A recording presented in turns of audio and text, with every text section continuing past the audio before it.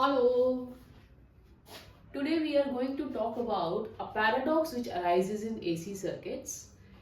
Now, what is that paradox? And on this particular paradox, many numericals are based, very important numericals are based rather. So let's see what is it. If in a given question we are having a series RC circuit in which R is given to be 30 ohms, capacitor is given to be 0.25 microfarads, applied voltage is 100 volts, omega the angular frequency is 10,000 radians per second, and we are required to find out the value of current in the circuit, voltage drop across resistance VR, and voltage drop across capacitor VC.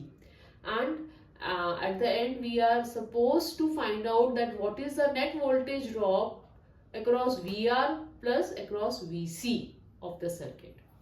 So let's proceed. Since we have to find out the value of current in the circuit, so current in the circuit would be given by V upon Z, that is the net impedance of the circuit, and for impedance we have to find out the value of XC, that is the capacitive reactance. So our formula is 1 by omega C. Putting in the values, we get XC to be 400 ohms. So R is given, so net impedance Z would be under root R square plus X square, which makes, putting the values, so we get Z to be 401.12 ohms. Now current in the circuit, it's a series circuit, so current I would be the same in R and C. So V by Z comes out to be 0.25 ampere. Simple, we have to find out the voltage drop across R, so it would be I times R. Putting in the values, we get 7.48 volts across R, the resistance. Voltage drop across capacitor VC would be I times XC. So putting in the values, we get 100 volts. Then we are asked to find out what is the net voltage drop across resistance plus capacitor.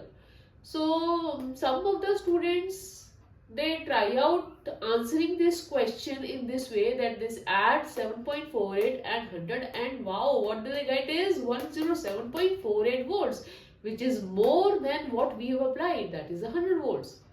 Now here lies the paradox. How come the net voltage drop across both the components be more than the voltage that we have applied from the source? Now the answer to this paradox is, we see that in case of capacitor, we know that voltage VC is lagging behind the current by 90 degree, whereas voltage across resistance is same or in phase with the current. So as we remember in the phasor diagrams which we discussed in the previous video, that VR is plotted along x-axis and I is also plotted along x-axis, since VR and I are in the same phase. VR is voltage across resistance. But we know that voltage VC, that is the voltage across capacitor, is behind I by 90 degree. It is lagging by 90 degree. So we plot VC along y negative axis. So as you can see that the vector diagram, we are having voltage VR along x-axis and VC along y-axis. So can we simply algebraically add the two? The question answers is no. We have to have a vector treatment to add these two vectors or two phasors. So what we need is, we need to complete the parallelogram. The resultant will be given by OA. So the vector addition is applied to get the resultant, and we get VRC is equal to under the root VR square plus VC square. Putting in the values, what we get is the net resultant OA VRC comes out to be 100, approximately 100 volts. So this is the solution to the paradox. Okay, and the next video will be talking about resonance in the AC circuits. Do subscribe and share the channel at the rate Kaval Physics. Thank you.